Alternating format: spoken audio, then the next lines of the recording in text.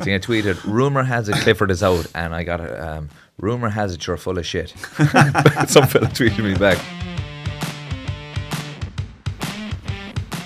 Hi there, you're very welcome along to the GR with me, Darran Sullivan. I'm delighted to be joined by two happy men, Dublin's Barry Cahill and a sun-kissed Finian Hanley from Galway. All right, boys. Good, Darran. Good. Yeah, all I'm good. sure you're happy yourself. Sure, look, we're all right. No train issues today, made it up safe and sound. Very And good. Kerry won yesterday, plodding along. But look, it's all about Chino, to be fair. It's all about the Dubs, it's all about Galway. But we'll start with you, Finian. Galway, Armagh, game of the weekend, had everything. Scores, fighting, rain, sun, everything. Penalties. Yeah. Yeah, game of the season, I'd say so far. Yeah, one of the best so, games yeah. we've seen in a while. Yeah, it was unbelievable, really. It had everything, and not often we get to say it had everything. And I know we'll get into the penalties and all that sort of stuff, but it had everything. Sending offs, it had, borderline. The row obviously was in it, which we'll get into as well, but. Some of the scores, like free from Rian O'Neill, was just unbelievable. Yeah. Like, I think it was further out than Dean Rocks against. It would have been, yeah. But look, it had everything. It was a classic. It's when two teams of a similar standard get together, they can serve that up. And there was so much at stake for both teams to get to the semi final, because both teams don't get to semi finals that often. Yeah. So the carrot was huge, and look, we nearly threw it away in the end. But I think we were the better team for large parts of the game, and we deserved it. Yeah, Barry, it definitely lived up to the billing, but it was cagey enough start. There was a bit of Yeah. feeling each other out. I think in the lead up to the game during the week, I think everyone felt that it was very much a 50-50 game. Two well-matched teams and two sets of very good forwards. But yeah, it was a little bit slow in the first half to get things going. But, Galway got back into it just before half time. But overall, I agree with Finian. I think they were the better team. Obviously, they threw away that 6-7 point lead as he moved into injury time. And I know Shane Walsh and the goalkeeper, I think, if Gleeson, if Galway hadn't got over the line yesterday, it would have been a very long 6-7 months for the rest of the year ahead of next year. But for their sake, they obviously came good in the penalty shootout. Yeah, and Galway put the pressure on, I suppose, when the red card came. McCabe, big hit. Was it a red card for you? I think it was, yeah. Yeah. I think 100% it was a hit, or it was a red card. It was just a little bit dangerous, a little bit high, and I don't think anyone can argue otherwise. And I just think going for those big hits at senior inter-county level nowadays just isn't worth it, trying to nail a guy like that shoulder to shoulder, because if you're anyway off, and you only have to be 1 or 2% off, either too early or too late, catching them high like that, I think it was a deserved red card, and I think David Goldrick got that 100% right. It's fine margins though as well. Like Dahi Burke has been all over the internet because he was on the positive side. He met, I forget who it was, but obviously he was going around, online all week about how great it was, and it was very, as Barry says, very close, to being a hero of a shot or to getting a red card and absolutely damaging someone. So look, McCabe was late. Tierney was all over the action yesterday. He was brilliant. And then from getting sparked out, coming off, blood all over the face to tipping the winner in, which was great. So look, it was a red card when you look at it. Particularly in slow motion, it's easy for us to watch it, but they're fine margins. But as we said, the game had everything. Yeah, I just think I always think if you're going in with that kind of aggression, if you're any bit off, you're going to be in trouble, whether it's half a second or whatever. But yeah, I don't think there's any need for it really anymore, because even if Tierney, let's say, sidestepped them, like, you're completely out of the game then, So I think you're just better off going in, certainly to get a bit of contact, but having your body position in a better, you're set in a better way to get a contact tackle on or something like that, and there's no need to go in for the big hits anymore. Yeah, and Finian, going into extra time, 8 minutes of extra time, I remember turning to one of the lads behind me saying, geez, if Armagh get a score here, it'd be interesting how Galway cope, because obviously the Mayo game, they dominated for 60 minutes, nearly let it slip. The Roscommon game, they had it won after 60 minutes, nearly let it slip, and then the two goals, Nugent and Turbot, and then Rian O'Neill's monster point. Like, from a Galway man there, you must have been just, I don't know where you were hiding, but it must have been awful. Like, The blood pressure was through the roof. It's not sun-kissed at all. It's red faces. Yeah, it was unbelievable. Really, it was kind of, because you were texting people as moving into injury time. Looking forward, like talking about the semi-final. I know you shouldn't count your chickens, but like the Armagh supporters were leaving the stadium. And I think for anyone in the stadium, it was, look, this is see out the inevitable here, that Galway will tuck in. They'll have 3 or 4 bodies in front of the goalie at all times, and it's just not give a goal. I thought at one stage that Gleeson maybe, obviously experience is one thing, maybe should have tapped one over his own bar, taken the own point and then reset with a kick out. But that's easy be wise after the event. But it was just madness, like long high balls into the square. And there were times where there were 3 Armagh people in the square, players in the square, and only 2 Galway. So they were really just going for it with the long ball. And Rian O'Neill's catch was unbelievable at that time, and the composure to put it across. Even though Gleeson got it, it was just, like Pádraig will obviously be worried in that regard. We had Monaghan situation last year to put us down to Division 2 as well. Same thing.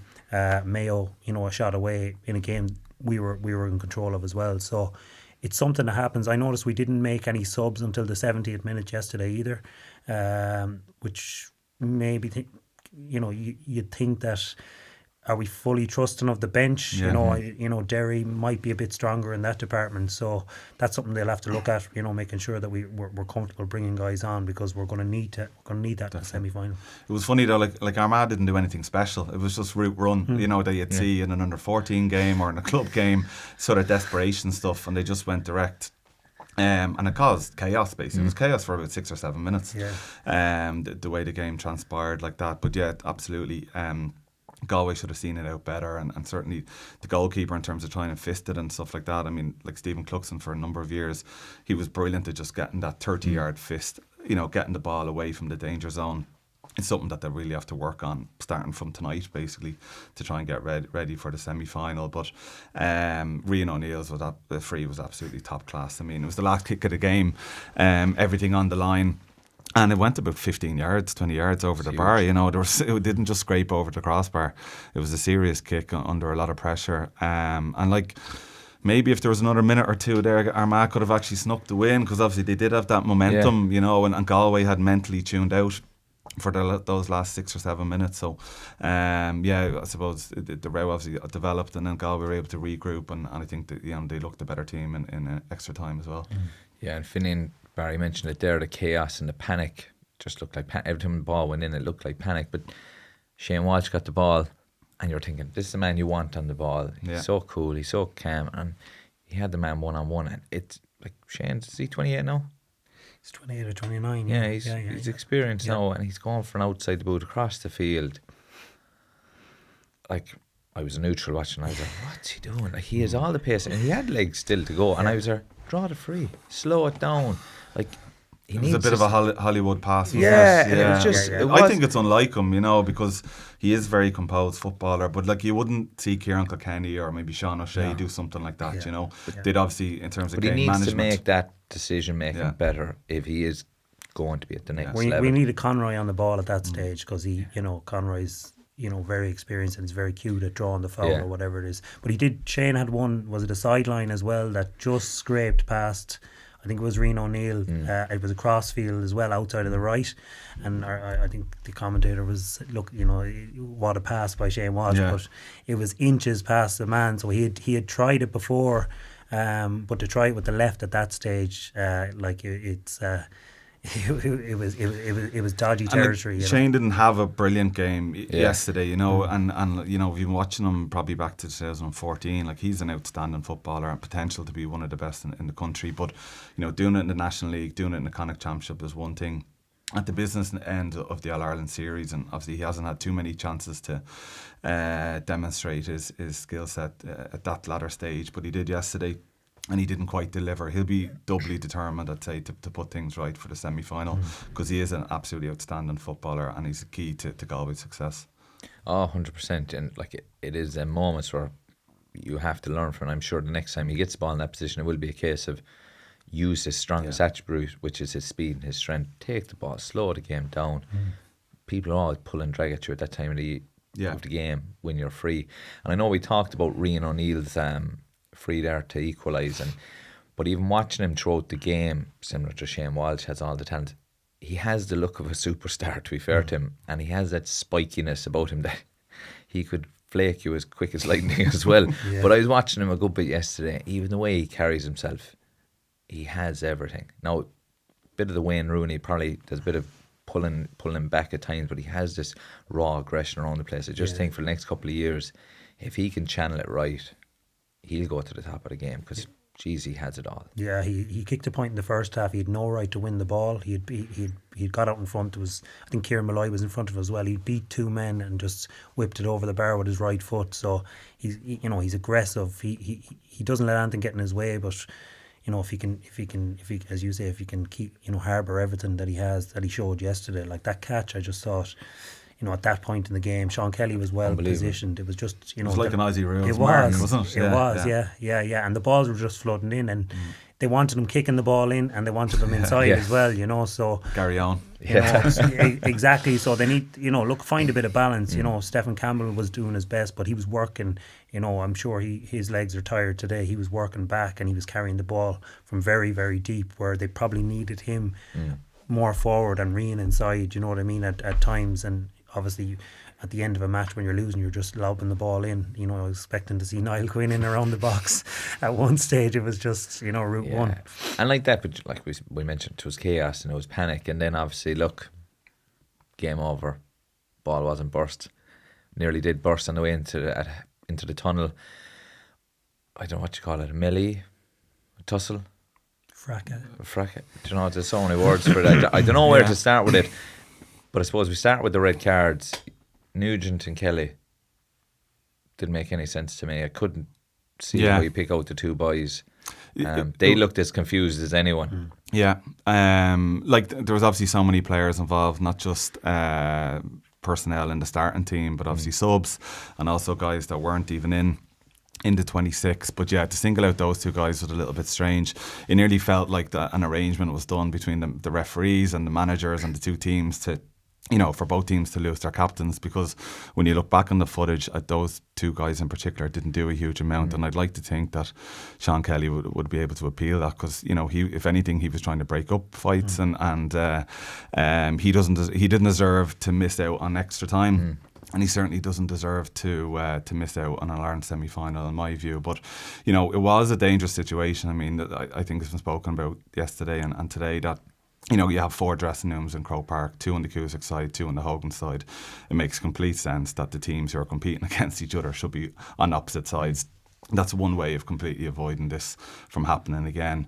But it needs to be stamped out, and obviously there was a couple of players there involved, seen from the Armagh side outside of their 26 panel, which they've absolutely no business being there. You mentioned that, why were they even there? During my time at Dublin, we would have had a panel of 35, 40 players training every night, but obviously you only have 26 on the match day, and it'd be 26 that would travel to the game, tog out. The extended panel members might meet up with us after the match and stuff like that, but we wouldn't have them around the setup on the actual day itself. But a couple of those guys, they obviously ran about 100 yards, from where they were sitting in the Hogan stand to get over to the dugout in the Cusack and get involved. I couldn't understand where they were going. Yeah. Why? Yeah. Genuinely, I was there watching, I was like, who? Because the whole point of the reduced squad, the subs being off the pitch and into the stand now, the less numbers on the pitch is probably for these reasons that when things get heated, it's less people involved. But I couldn't understand, when I could see them coming over, I couldn't understand. I said, where are they going? You don't want these guys, and no disrespect, you don't want them in the dressing room because they're no good to you at that time. Yeah. They're a bit of a distraction, if anything, But the eye gouging institute was absolutely disgraceful. And it was on Damon Comer, who's one of Galway's key players. If Comer had reacted with some sort of a punch or something like that a referee or a linesman saw, Comer would have been getting a red card and gone for the extra time and probably would have cost him the match. Whereas the guy who did it wasn't togged out, and there would have been no direct penalty for him on the particular day. And that would have been, a catastrophe in my view. So the GA really need to pin these guys down. Be a good tactic, Finian. Bring in the additional panel there to start the fight. Well, with the opposition best player. Look, who knows? But it's Barry's right. It's if a supporter came on the pitch, because that guy was a glorified supporter yesterday, because like who's to say he's going to be in the panel for the next Star match? He may, go in an A versus B and be thrown off. He's the same as us going to the match and coming on. Poor old Mayo Mick got an awful doing for causing down in Tralee that day, or down in Limerick that day. You know what I mean? But look, he was a supporter. And he had no right to come onto the pitch. No right whatsoever to be on the pitch. Obviously, eye gouging is, shouldn't be like, that's absolutely scandalous. Like, do you know what I mean? And there's two sides to every story. I'm not going to sit here and say, there wasn't a bit of edge and a bit of whatever, but that goes on. Look, it's happening too often, that gouging, and like in watching the footage, there's aggression in his face. Like there's genuine aggression. It's not one of these, I didn't know what I was grabbing. He can see what he's doing. I'll be honest, next season, if he's on the Armagh, I'd be not suspended, out, gone. Punishment. Well, he needs a severe suspension in terms of not just time. You can't just say he gets a 6-month ban, because what does that mean? Absolutely nothing, because there needs to be a severe penalty there. So it'll be interesting to see. I mean, it's been well documented this year. There's been a few different rows that have looked really bad, but a lot of players have got off, by appealing things. And, the GA definitely need to tidy up on that front to make sure that any penalties stick. That's the argument going around. Leave the disciplinary committee do their thing now, not tried by the media. And this isn't tried by the media, but we've all seen the disciplinary setup is a bit of a turkey shoot. But there's too many loopholes in it. Yeah. Well, look at the hurling. Like the three players, the two Clare lads and the Galway lad got off because of a technical. It was on Zoom or something. Like, come on, do you know? So look, they'll figure it out, and there's someone legal that can figure it out. So it needs to be overall, not just from yesterday, but a lot of it as well. It didn't look great, but a lot of it was just handbags and pure. Most it was handbags. I'm bigger than you, and this sort of stuff. And you see that in matches, wrestling and stuff. Yeah, it's pure nonsense. Like, to be honest, I wouldn't mind if there was no suspensions, bar the bucko who did the eye gouging, and throw the book at him. Genuinely, like people be on about personal stuff. Leave that out. I don't care about that stuff. Like, I don't want to see him in an Armagh jersey no time soon. Do you know that kind of way? Yeah. Well, there's two things with him. One, he shouldn't have been there, and two, the actual offence that he did. Were so severe. Yeah. So, look, this will go on for weeks anyway. Do you know? Imagine it'll drag on. You wouldn't think. I just hope like that. Like, I hope Kelly isn't suspended now for the semi-final. Look, obviously we'd all have to watch the footage again and see what the story is. But as far as I could see, he wasn't doing much, and same with Nugent. No. Sean Kelly's not that type of. He's not that type of guy. He's very, very quiet, unassuming character, and you could see after he was really animated about it. Like there's worse lads for a bit of bravado in that Galway panel, and it's certainly not him. So and the Nugent guy, who I don't know, but I'm sure. I've never seen him sucking too much, to be fair. It just didn't look it just looked like there was too many people from outside.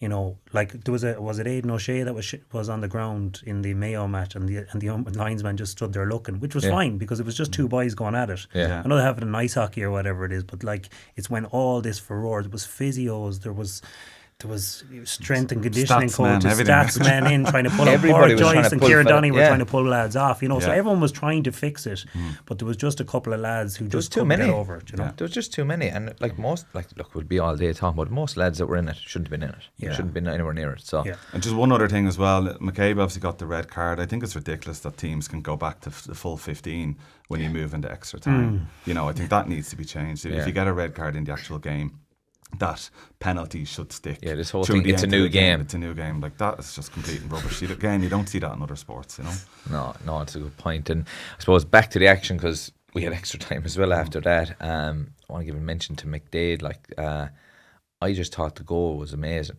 The speed of getting the ball from hand to foot and the control finish at a time when Galway needed someone to stand up, he was outstanding. Yeah. Billy Mannion did really, really well. He at that point in the game, he could have. He's a young guy. He's only in from Mount Belly. He wouldn't be the first name off your list in Galway on a 26 to come on. But he's, Porrick obviously has got time for him. But he could have slotted that over the bar and said, right, we'll go to one down or go to level. But to have that vision to, for a young guy who's coming on in one of his first games for Galway, to say, right, let's go for the juggler here instead of just tipping it over the bar.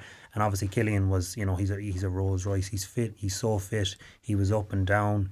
His scoring has been brilliant this year. Midfield obviously suits him. because he gets a bit more freedom in the park. But no, look, a phenomenal And footballer. he timed the run lovely, didn't he? You know, and you said about freedom. Like some guys just prefer to be midfield because midfielders don't generally mark each other that tightly. You said they they have a handy role. You're right. Well, like, you know, they sort of give each other a bit of leeway, don't they? You know, there's no tight mark, and you can kind of. But the one thing I always notice with midfield, you're watching the game, you're watching everything open up in front of you. You can pick your moments, and you're reading the game. Yeah, and stuff if you have the when to join up. intelligence. The only thing now for the two boys midfield, they're both getting earmarked for all stars. Once they don't get obsessed with being better than the other fella, because every second person you'd say, they'd be like, "Oh, Conroy definitely all star, and then we McDade definitely." So and they're both contributing to the scorelines as well, aren't they? Which is a bit unusual. Usually nowadays you have one fella who's designated as defensive midfielder, the other guy's the more attacking one. But the restarts now as well, we'll say the kickouts, they're not all, you know, the kickouts are all, like, you don't need to be 6'7", 6'6" to be out there, because the kickouts are all short or whatever it is. So you like, no offense, Darran, but you could play midfield now. Like, what do you mean? Maybe, you know, like get up and down the pitch. You don't have to be 6'7", you can be 5'7".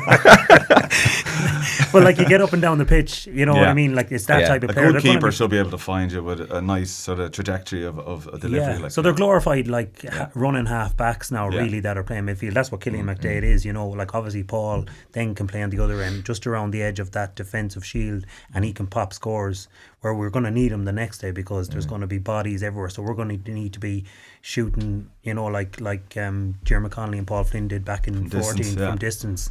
Like, if we need McDade hit a brilliant point from distance into Hill 16 as well, on the right side, on the right hand side at the end to bring it to penalties. It's ridiculous. Confidence is high. His confidence is high. And Conroy a bit of bravery in taking that shot on as well, because it was such Conroy a got one time. from a similar area as well, with a player on his boot. And I was more or less directly behind it. Conroy wasn't having a great game. No. I'd say about 7 or 8 minutes to go in normal time, he won a turnover, won a free. Then he scored a point, and then he won a free in extra time as well. He came good when they needed him. When Shane was kind of gone off, and obviously Damien was in the wars. You know, he was there, like, which is kind of testament to him as well. He pulled us over the line. Robert Finnerty was top class again yesterday, 4 from play, and everything he touched, he just, you know, he did the right thing. He's a classy footballer. Like, It's intelligence there as well. Like, he's not doing anything silly. It seems it looks easy. To be fair, it's obviously not. But like, just the right decisions, and classy footballer. And scoring, like, you need a forward. Like, he's 4. He scored 5, 1-5. Like, he's takes really the pressure off the other two. Huge, you know, Comer and Shane Welsh. And then I suppose another final whistle.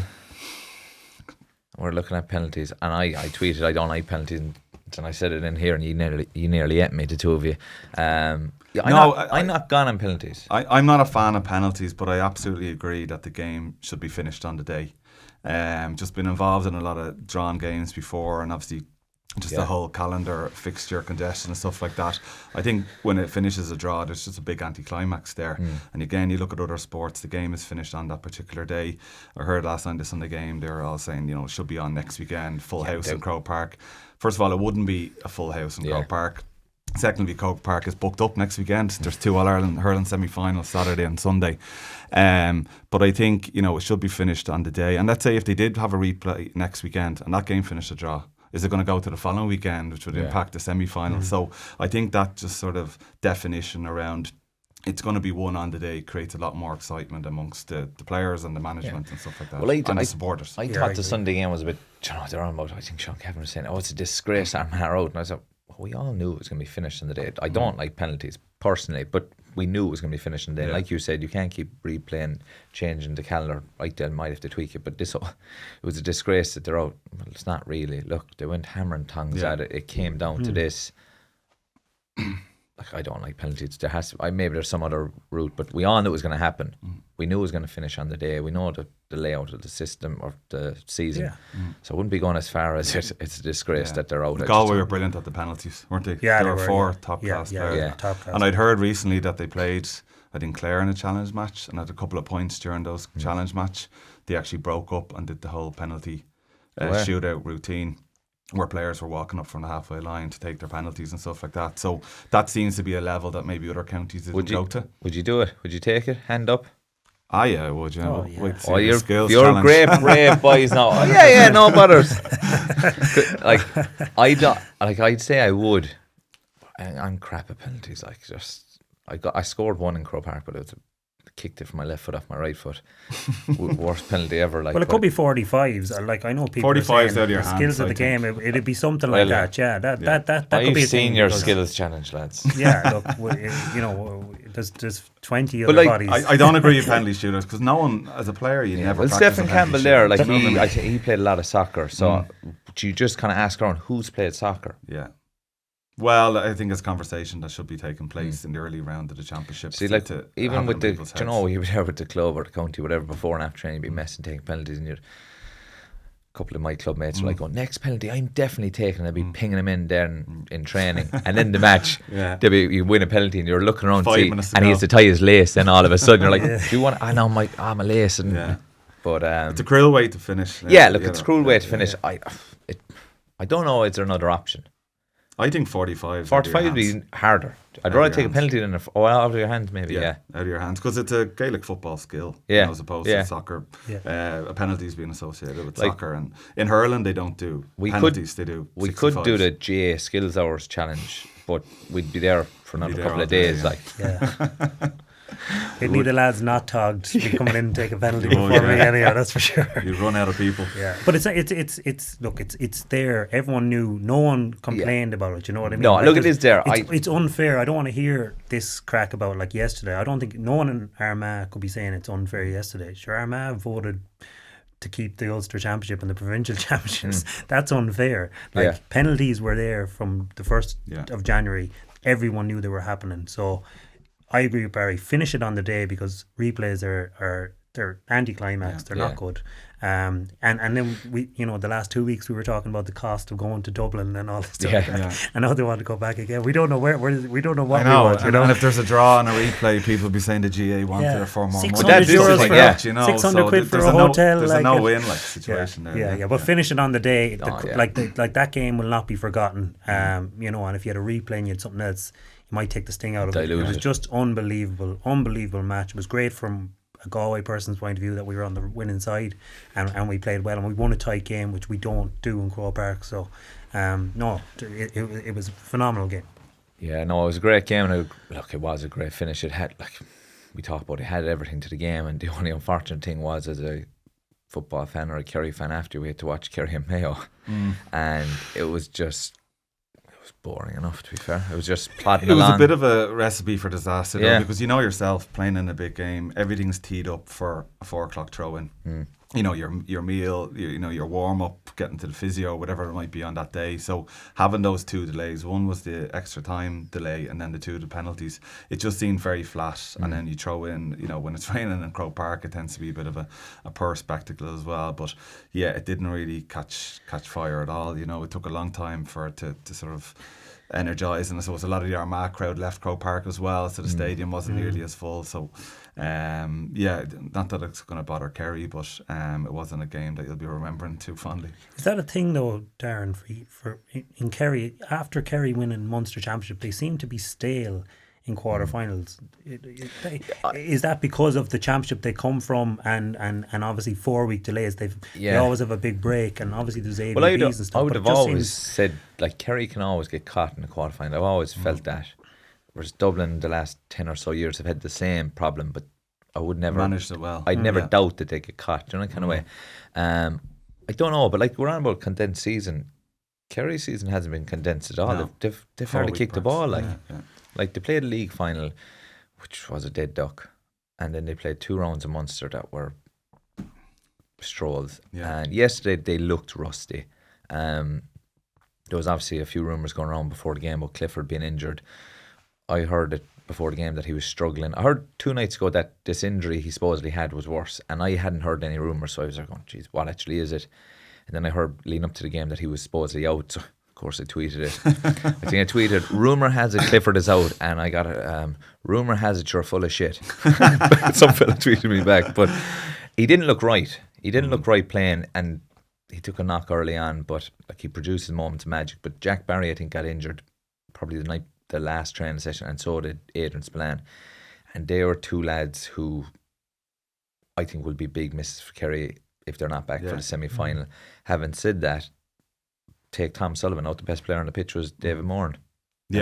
Do you know? Jeez, it was great for David Morton's perspective heading into the Dublin match that he was able to get a start and actually to give that performance in Croke Park, because it's all and well good giving a guy a start in Croke Park in a knockout game that hasn't played in much football.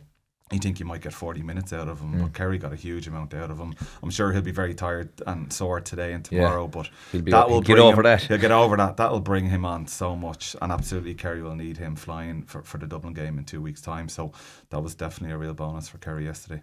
Oh yeah, like they got 70 minutes out of him. I think he kicked 2 points. Yeah, and when Kerry were doing this short kick out, especially in the second half, and getting themselves into trouble, I always found that he was the only fella looking for the ball.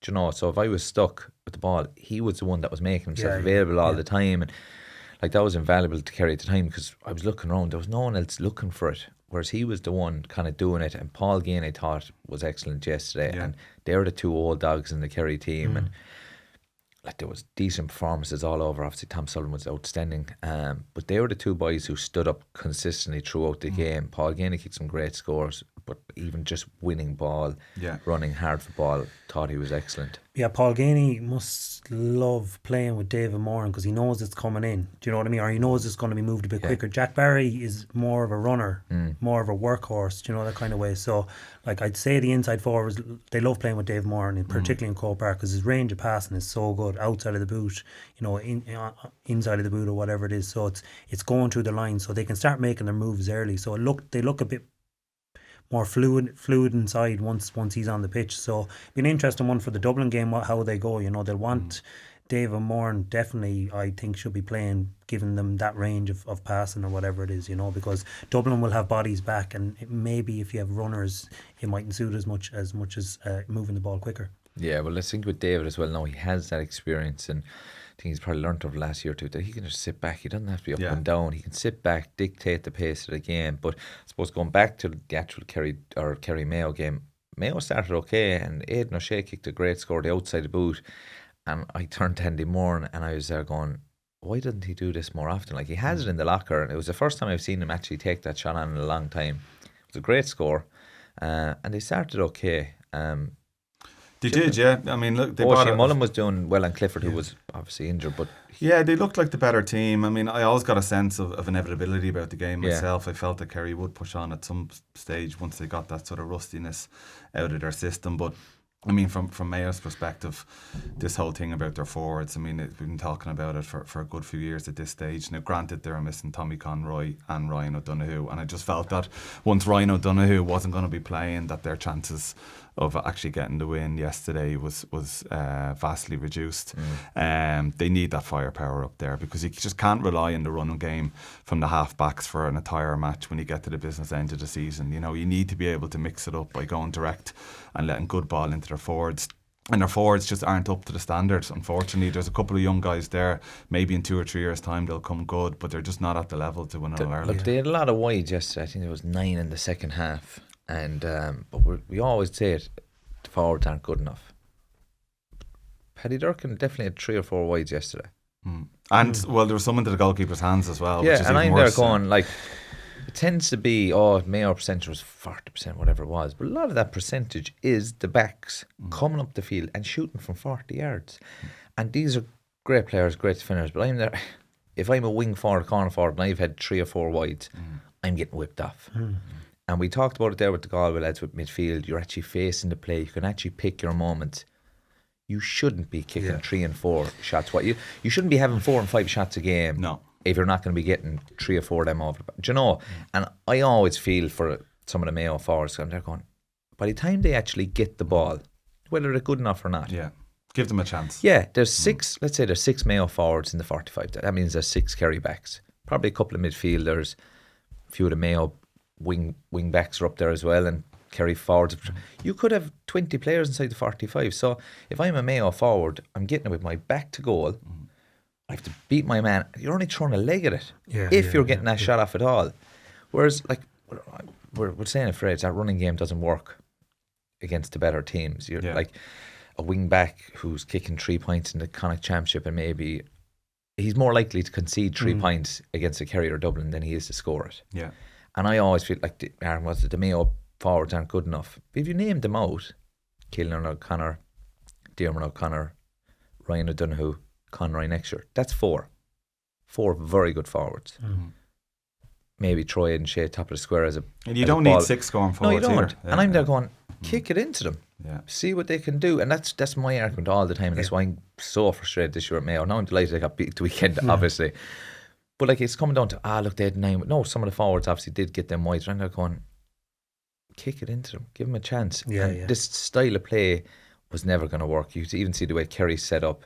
Thought Tyke Morley was good yesterday in terms of just controlling, or he doesn't stop talking, organising the boys around him, and he cut off a pile of ball. If Tom Sullivan went up the field, he just dropped back. And like, Mayo style made it easy for Kerry, like 13 points. Like, Kerry were poor yesterday. They scored 118, playing poorly, with a 50% fit David Clifford up there. Shawnee was in and out of the game.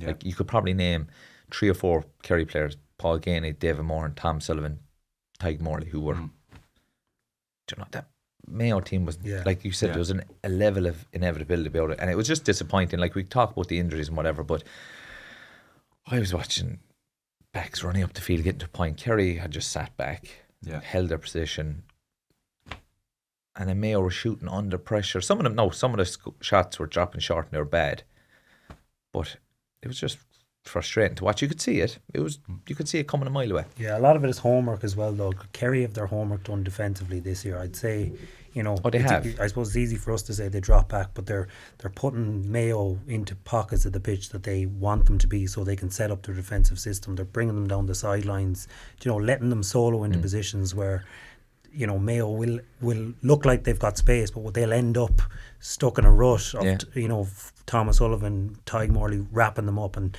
like, obviously, their coaching has brought on their defence 13 points, regardless of who it's against. And Mayo are a top team. Is very, very good. I think they'd be very happy with their defensive play. And Mayo didn't have a lot of easy shots. But just going back to the Mayo forward line, like, Matty Ruan got a ball, round his man, chip it over the bar.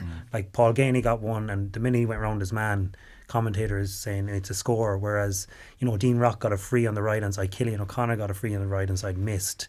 To win these big games, you need to have that with ease, and that's just forward play.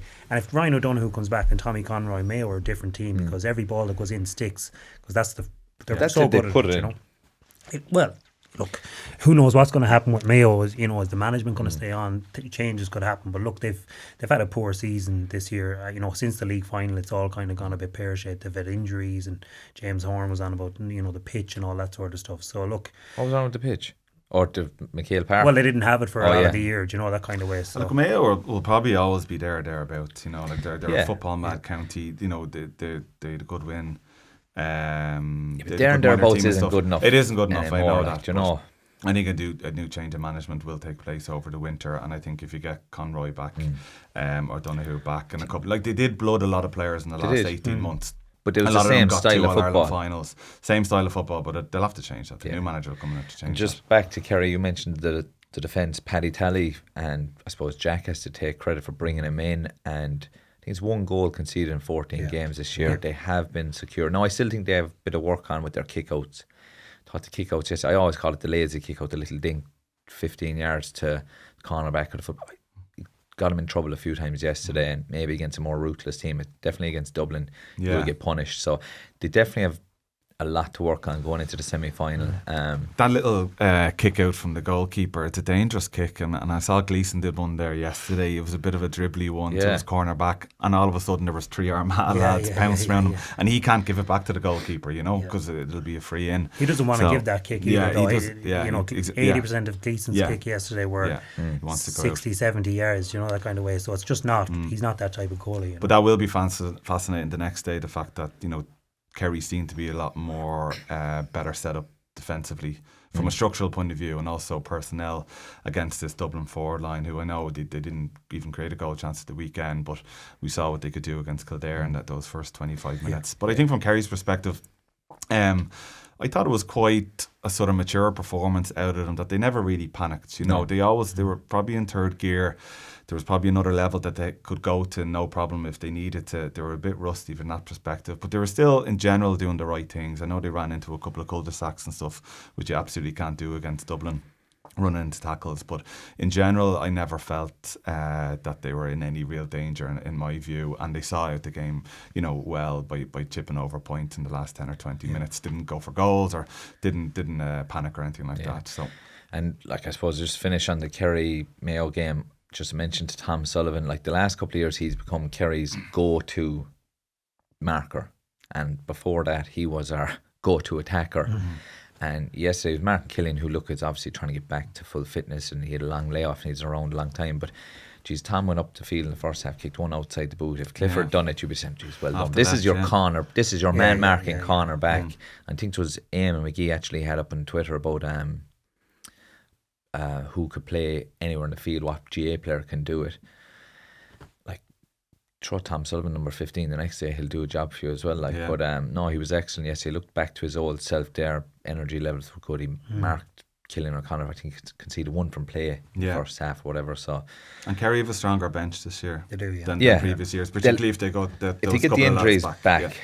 Like that, there's a few injuries now. Everyone seems to be getting it this year. But look, they're on to the next game 2 weeks time. So the game hopefully will bring them on, because they did look rusty, but look, they did what they had to do. It was a professional performance. And I suppose on the Saturday then we had Darran Clare, and probably going to start by saying I'm not tweeting predictions anymore.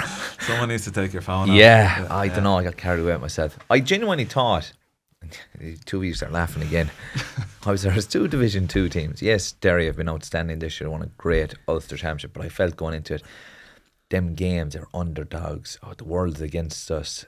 Now they're red hot favourites. But then listen to Shane McGuigan's interview after the game. He was there. I thought a lot of the press going into the game was negative about us, and I was there. What did anyone say negative about him? And I think the question was raised is, will their style suit Croke Park? Yeah. But they have this way of going, everyone's against us. So they obviously came in with that mindset. I thought they might get a bit lax, but it showed a great professionalism. They came out and they were ruthless. So I'm definitely not ever going against them. But I was told by quite a few, actually, you owe Derry an apology. I was there. Wouldn't go that far.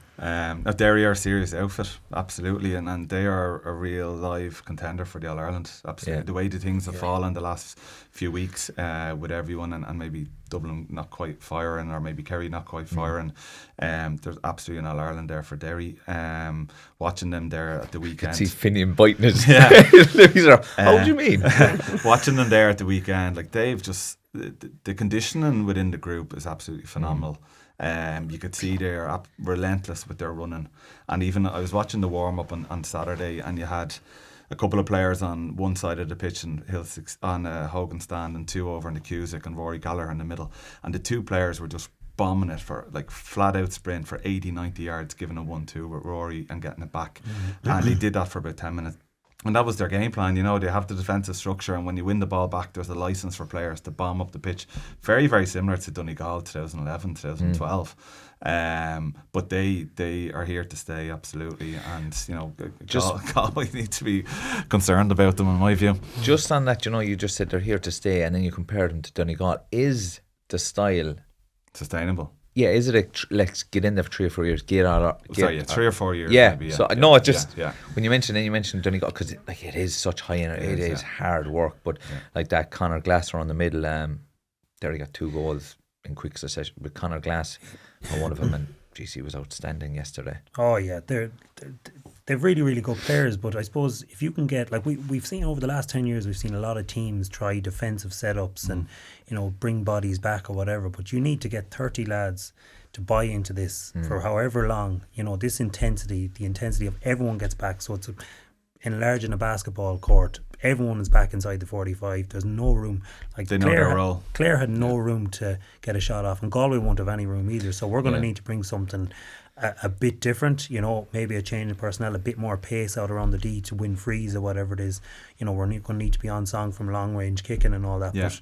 But everyone back, and once they turn over the ball, someone gets on the ball. Rogers or someone gets on the ball and saunters up the pitch, and everyone else goes into the opposite part of the court and sets up in there. So physically very, very demanding. Do you know what I mean? But if you get lads buy-in, these lads are absolutely psyched. They're so tunnel vision. I would say Rory Gallagher has them. The warm-up is akin to what Donegal used to do I remember watching the 2012 All Ireland warm up. It was just bombing, and McGuinness stuck in the middle, and Rory, Gallagher stuck in the middle of it. Just real sight intensity, and I'd say nobody is getting in the way of their preparation. There isn't a blot of family, friends. Everything is out the window in Derry at the minute. Yeah, and tunnel vision. And that's why they're dangerous. That's why, like, you get players to buy in for that long. They're definitely capable of winning the All Ireland, and Galway are going to have to be big time on guard. And they've got that win in Croke Park as well. Just a little thing, to have a knockout game, All Ireland quarter final, very good win, and I'm sure there was great atmosphere, buzz back in the dressing room on the bus heading home, and they're just dying to get back to Croke Park again in 2 weeks' time. Yeah, well, like that, I suppose, like we said there, McGuigan was saying people were questioning whether their style would suit Croke Park. Players love Croke Park, especially if you have legs. Yeah, you lose it. But I suppose from a clear point of view, it was a disappointing performance. I expected more from him, to be honest. I don't know, was it stage fright?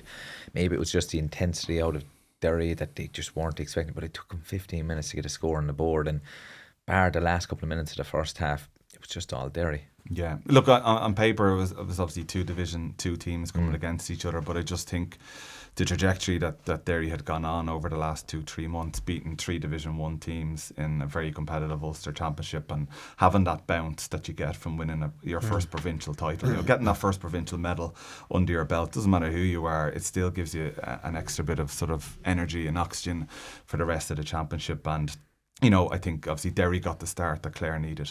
They got those couple of early goals, and as soon as the second goal went in, it was pretty much game over. But Derry were relentless. They've got 5 goals there at the weekend on Saturday. They got 6 goals in the 3 Ulster Championship matches. That's 11 goals from a defensive team. It's fair going. Yeah, and McGuigan is top class as well. Well, you've McGuigan, McKinless, and Glass, and they're consistently performing. You're kind of going, we were on Galway earlier in the year, and you need Conroy, Comer, and Shane Walsh. These 3 boys are doing it, and it's 1-7 from play, 1-8 in total yesterday from McGuigan. Yeah. Do it's fair going, and he was playing a bit further out from goal as well the last day.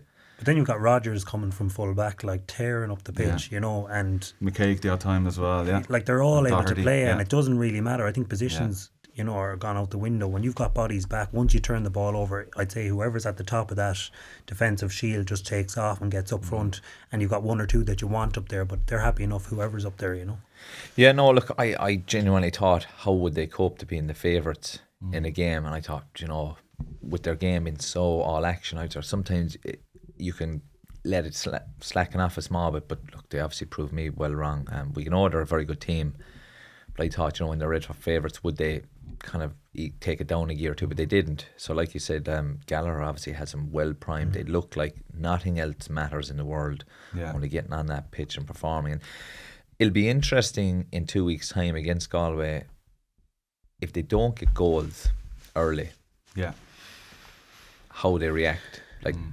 They don't score a whole pile of points. They do get a lot of goals.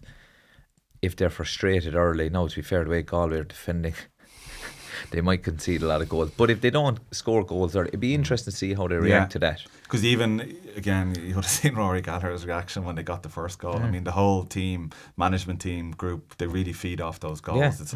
It's nearly worth more than 3 points for them because the momentum they come with it. But when a Northern team gets on a run like this and momentum comes into Croke Park, we've all been on the receiving end of it.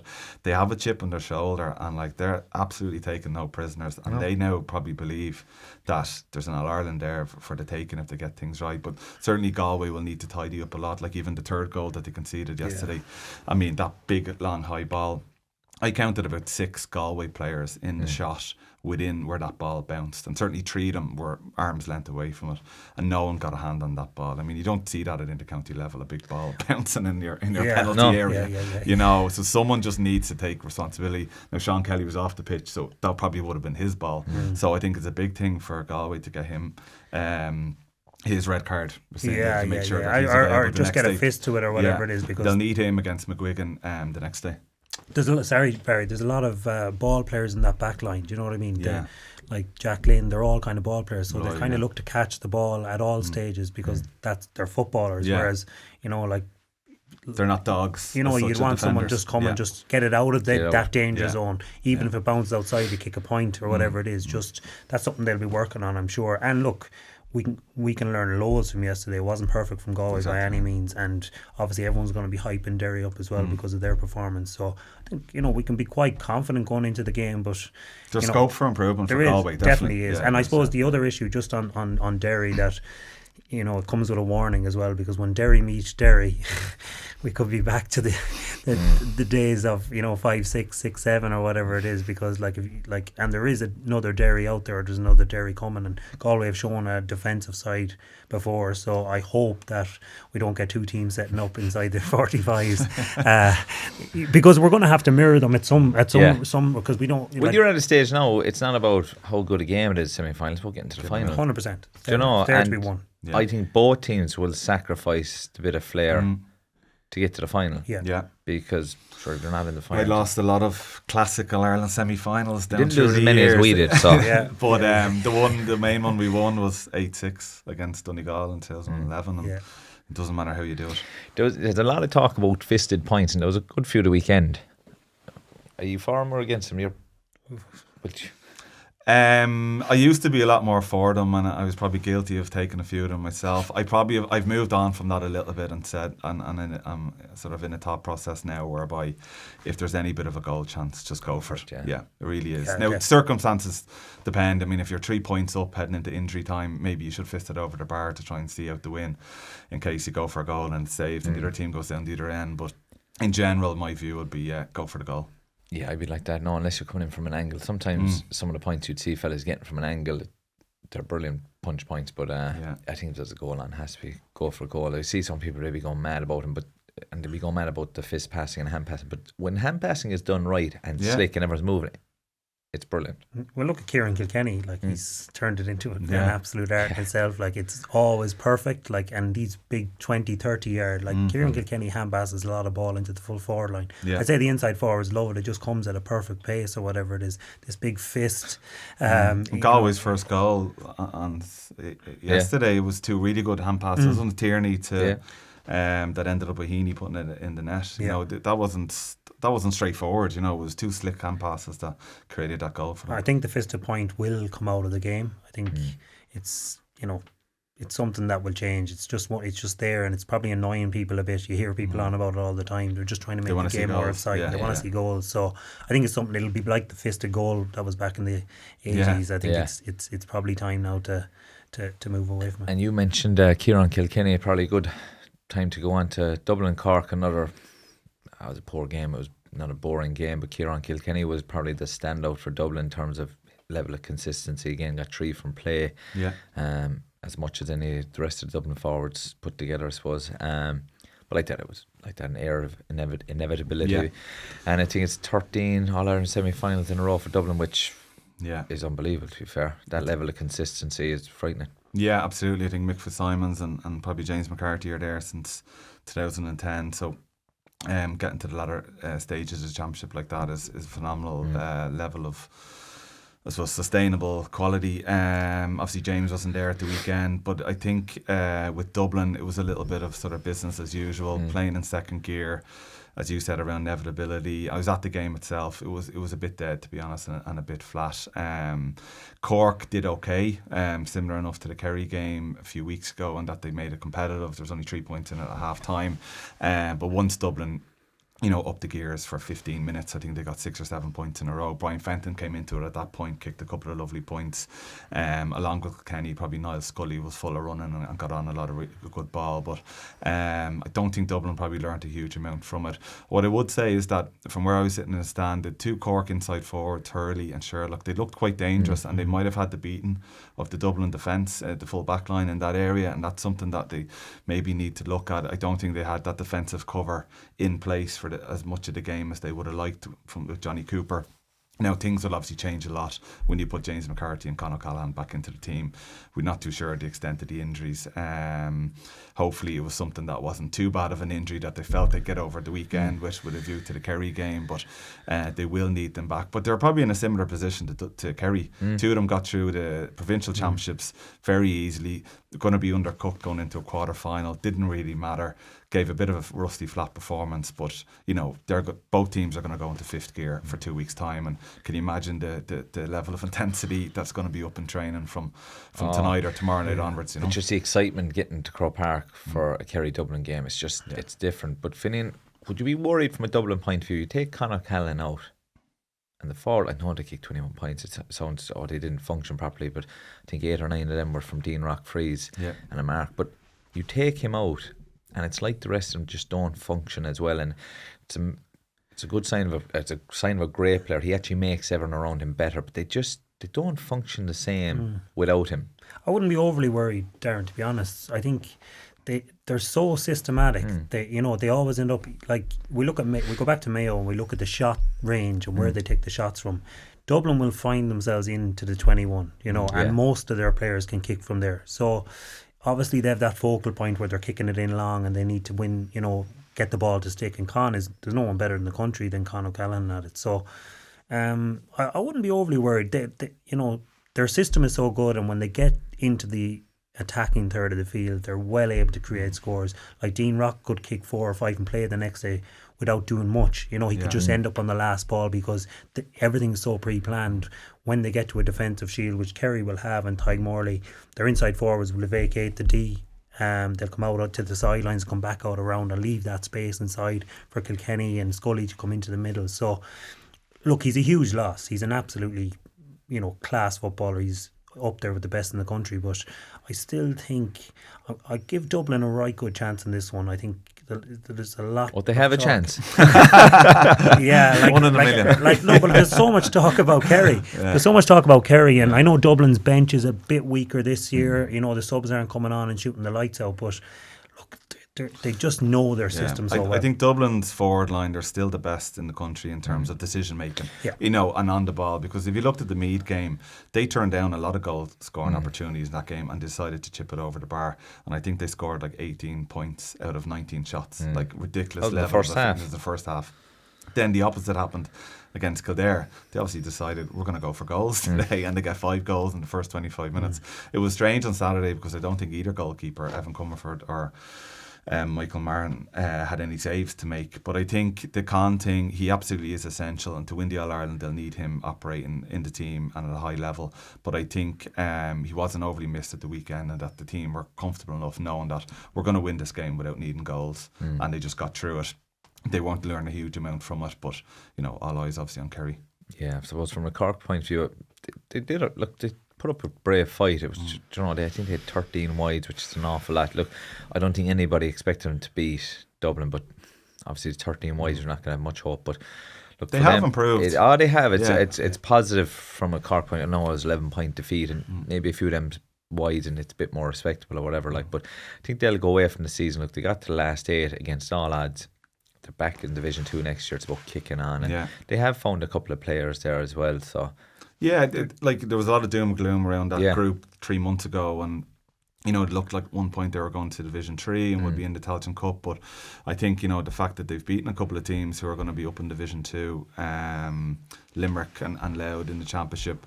They got 5 games under their belt this year, and they're a lot more developed. It was a messy year for them. You had the whole Porky Rinn thing. You obviously had to change a manager as well only a few weeks ago. But I mean, Powter was brilliant there on Saturday. He was excellent. a very good player, and they keep him injury free. Yeah, keep him injury free. And I think that when they go back training, whether it's strength and conditioning work in October or on the pitch maybe in November, there'll be a lot more of renewed sort of optimism for them heading into the National League in 2023, and they'll be obviously looking to push it well on that next year, because you have Dublin in it, you have Meath in it, you have Derry in it, Kildare in it. It's a lot of good doesn't teams. Get any easier. Doesn't get any easier. It'll be strong, it's very strong next year. But their targets aren't as high. Shouldn't be.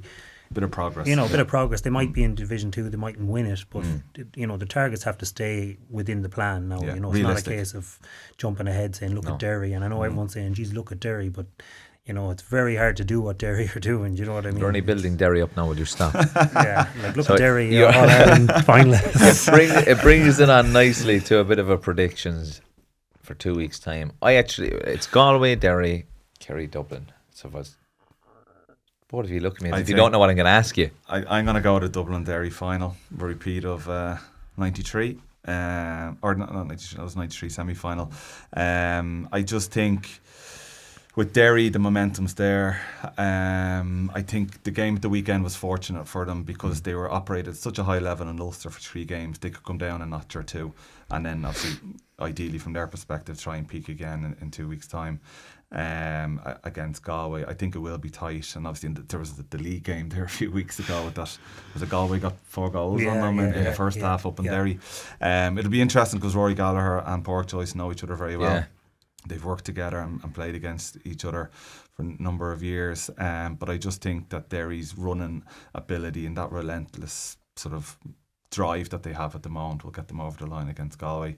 With Dublin, I think it's going to be very, very tight. The one thing I'd say with Kerry that I'm not fully convinced is they definitely have a better defensive system in place, but I'm not sure that they have 6 out-and-out defenders there who'd love to defend or are happy to be dogs of a defender, the likes of a Mick Fitzsimons or a John Small or whoever. And Dublin, even though they've had so many retirements the last couple of years, they still have 7 or 8 brilliant forwards there who all can do damage. So you limit Kieran Kenny a little bit or you limit Costello a little bit. There's still plenty of lads there. But I think Derry by a couple of points and maybe Dublin by a couple of points at the moment is my view. But it's going to be very tight. It'll be a great weekend. Great weekend.